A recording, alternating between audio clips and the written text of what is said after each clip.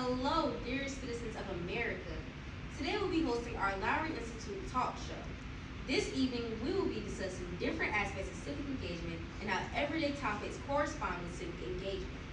For almost 2 weeks, us and our fellow campers have studied social justice topics such as book bans and censorship, gun violence, and Confederate monuments. The Vice President and I have studied that these different topics all correspond with our topic, which is civic engagement. Now, we will be bringing up a representative for gun violence, but first, we will give them a quick introduction. This topic is hosted by none other than our camp counselor, Jasmine. The people in her group mainly focus on how gun violence can potentially affect the community, law enforcement, government, and of course, African American students. So give a hand for gun violence.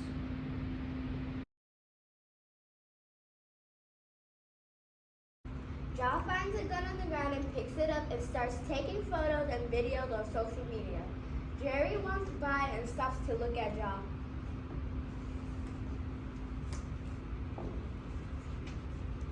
Wow, that's cringe. Mind your business, Four Eyes. As Joie rolls the eyes. Owning a gun is pretty dangerous, especially when you're doing TikTok things. When? And what? When did I ask? A good amount of people die due to accidental shootings and misuse of guns. I never thought of it that way.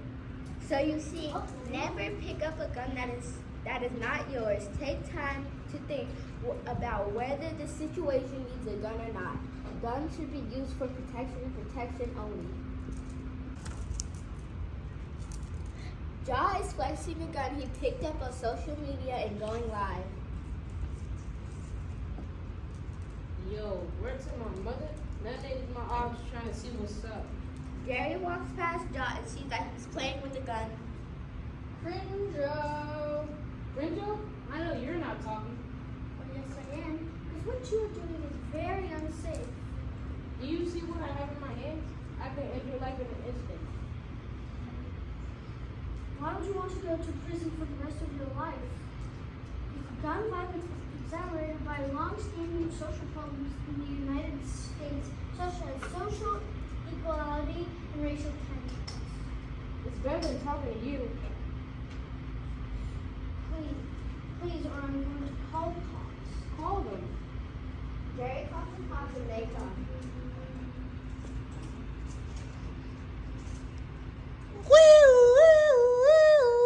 What seems to be the problem? And that is why you don't mess with guns. No way you really caught the cops on me.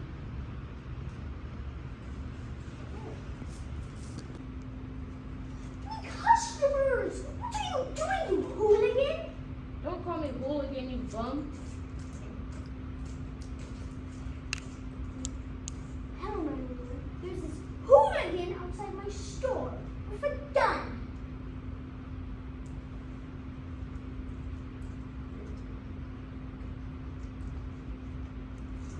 Drop the gun now! What? My life is flashing before my eyes. Mama. Oh my gosh, I didn't think it would get this far. I didn't either. But it did. This was your choice. Bang!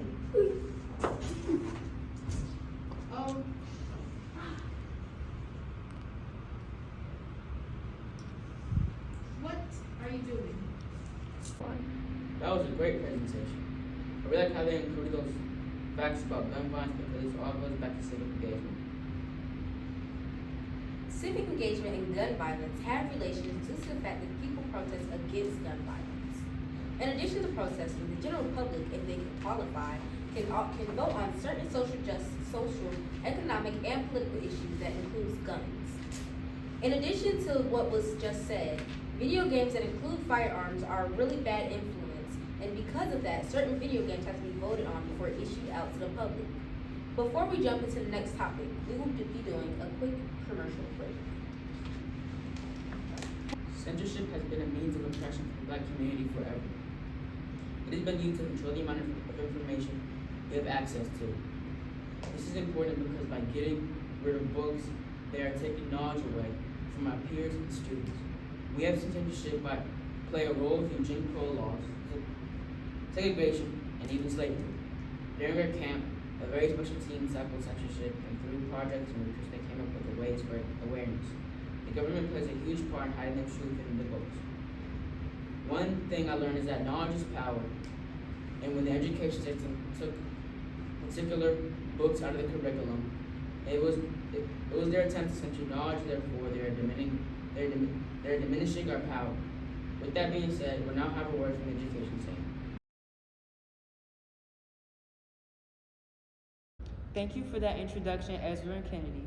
Hello, everybody. This commercial is brought to you by the education team. I'm Landen. I'm Joie. And I'm Kamaya. Let's get into this. Are you familiar with the harsh realities surrounding censorship and book bans in school systems? If you are unaware of how censorship is being used, we are here to tell you. In our case, censorship is being used to wipe out Black history. This is being done by using book bans. Book bans are when certain books that the government feels aren't suitable for school curriculums get restricted from students. They can be banned for anything, like the topic, message, or information. These book bans don't just apply to Black communities, but other minorities, cultures, and identities. Some books that have been banned are written by authors including Maya Angelou, Toni Morrison, and other Black authors. We surveyed the rising change agents of the Jelly Summer Camp and found that 2 in 10 students feel like they truly know their history. This fact made us pretty sad. Us kids deserve the right to have unlimited library of books so we can learn more about the untaught history that we cannot obtain through regular lessons. Keeping these books in our school is important because if the government keeps banning books, history will get lost.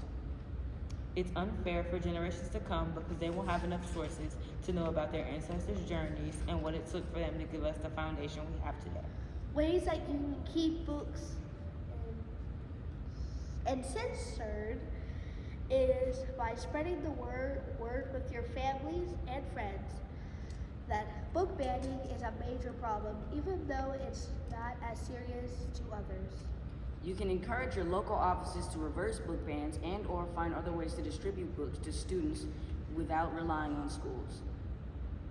You can help us fight for the authors of the banned books to distribute copies directly to students.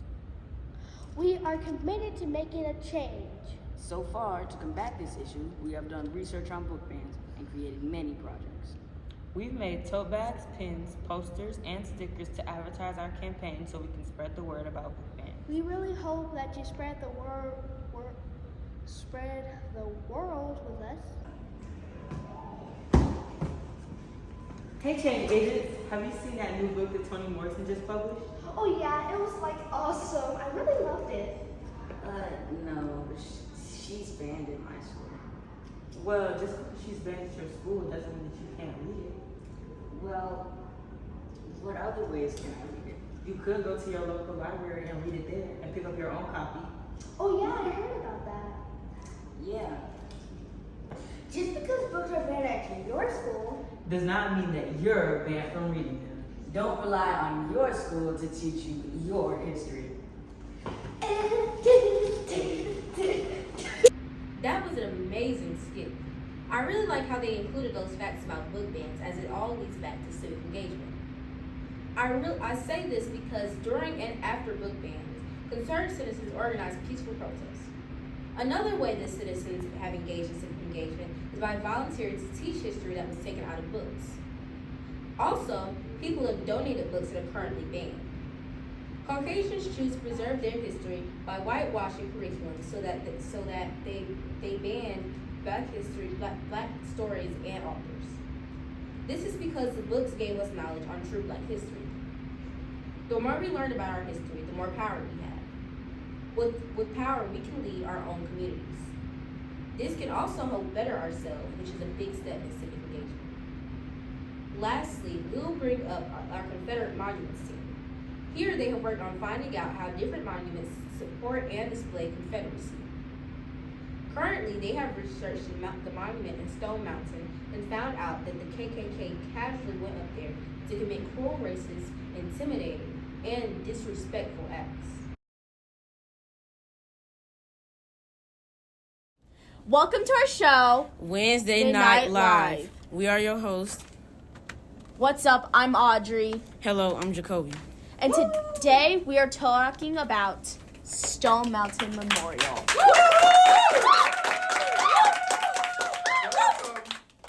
Stone Mountain is a mountain with Confederate faces carved on it. The carving is 190 feet wide and 90 feet tall. Started in 1910s and finally finished in 1972 when it was open to the public. This mountain at the time was breathtaking. Now it is questioned by the public. I mean, what do you call an amazing day on Stone Mountain? A peak experience.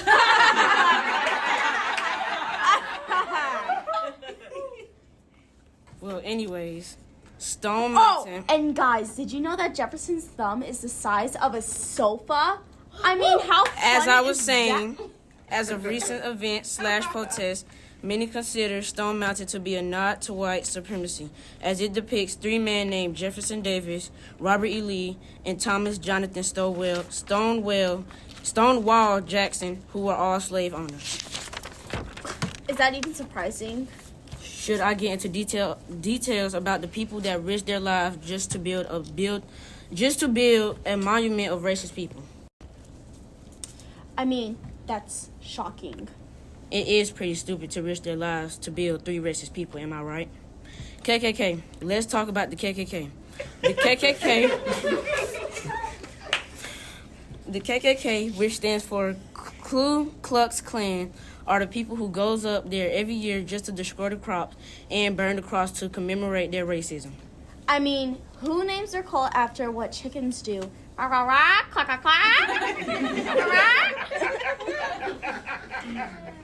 Let's talk about the owner. Did y'all know that the original owner was literally a part of the KKK? That's why he let the KKK go up the mountain and burn their crosses. I bet he went up that mountain and participated in the cult. Let's talk about the dude with the weird name. Gutzon Borglum? Yes, Gutzon Borglum. Gutzon Borglum was one of the head carvers for Stone Mountain Memorial. He was also associated with the KKK and worked on it for 15 years until he got fired. Well, at least we know that the cross is not the only thing that got fired on the mountain, if you know what I mean. Let's talk about Helen. Hey, Helen! Helen Peyton, the person who had the original idea for Stone Mountain Memorial, was a part of the United Daughters of Confederacy, had also wanted the KKK members to be on the monument with also the free men. When the Civil War had ended in 1865, they had over 40 years to plan and get the funds for the monument, but didn't choose to make it until 1910. I could have gone to Mars and back by the time they were done. Who got that much time on their hands? Obviously them. The land on Stone Mountain was not only land that the KKK burned a cross on, it was also land that Native Americans lived on. However, in the late 17th century, Europeans journeyed to Stone Mountain, disease was spread and killed off thousands. Late in the 20th century, their land was destroyed by construction. The Native Americans that lived there was Cherokee, Creek, and Muskogee. They took natives' land and killed them. In my opinion, it's horrible and disgusting that they did that. The fact that they did all that and then they said that they discovered the land is vile. Seems like someone lied. In our opinion, we feel like the monument should be taken down because the people on the monument were slave owners who upheld racist ideas. We understand why people want the monument up. However, we feel because of who it represents and the past history, we want it down. Now, everyone, we're going to wrap this up, but before you go, I want to tell you about one last thing. For only $402.99, you could buy your own Remove Stone Mountain Memorial tote bag. And for an extra $20, you could buy your own Remove Stone Mountain Memorial button. Limited time only for the next 5 seconds. I hope you enjoyed today's episode on Wednesday Night Live. Bye.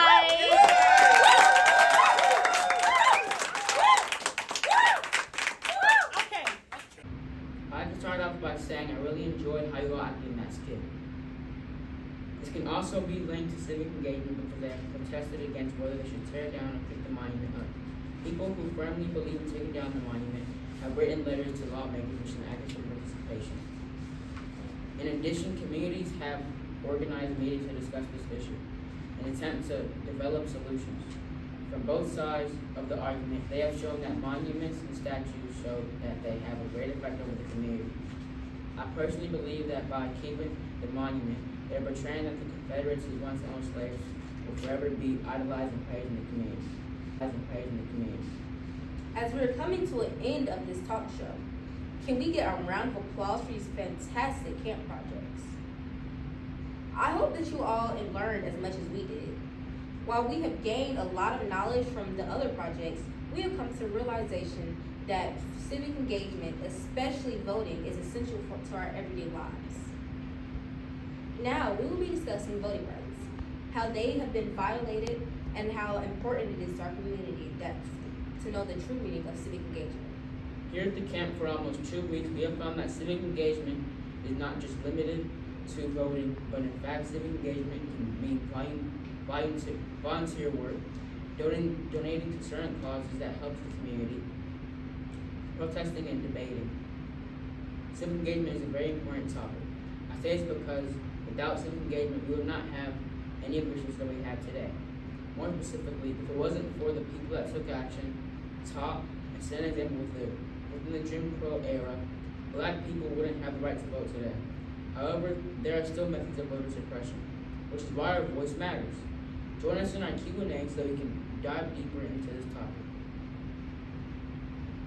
What are methods of voter suppression?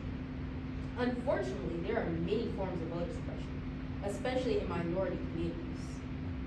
A few examples are strict photo ID laws, no accessibility for disabled at voting polls, no early voting, late notice of poll relocations, excessive voter purging, and long lines at voting sites with short hours. And they don't even have chairs. Wouldn't that make you feel uncomfortable and not want to vote? Yeah, but we have to keep fighting against those who impose these laws to make change for the oppressed. Yeah, you're right. What are some major influences on voting behavior? Social factors include race, religion, and economic class, education level, religion characteristics, and gender. The degree to which a person identifies with a political party influences voting behavior, as does social media. Political information is at our fingertips with social media. This generation relies heavily on social media for their inquiries and opinions. But let me ask you a question. What is civic engagement?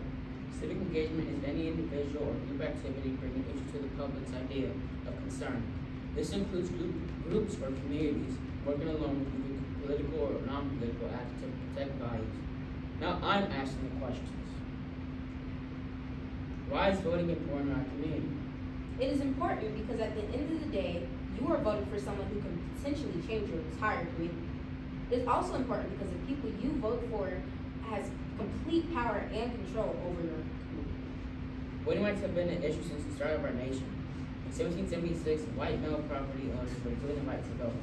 Following the Civil War, the 15th Amendment was adopted in 1870 with the intention of breaking down the racial divide in voting. However, states still continue to set restrictions and deny the right to vote to Black Americans. Finally, in 1920, white women were given the right to vote. But it wasn't until 1960s and the passage of the Voting Rights Act of 1965 that Black men and women had a clear path to voting. Our people fought tirelessly while being harassed, abused, and murdered at the hands of white oppressors to make you, the future generation, have the right to vote and use your voice. Remember that your voice deserves to be heard. Oppressors have tried and are still trying to stifle the voices of minority communities for their own political gain. Don't let our interests work be in vain. We can enforce change by engaging in civic participation.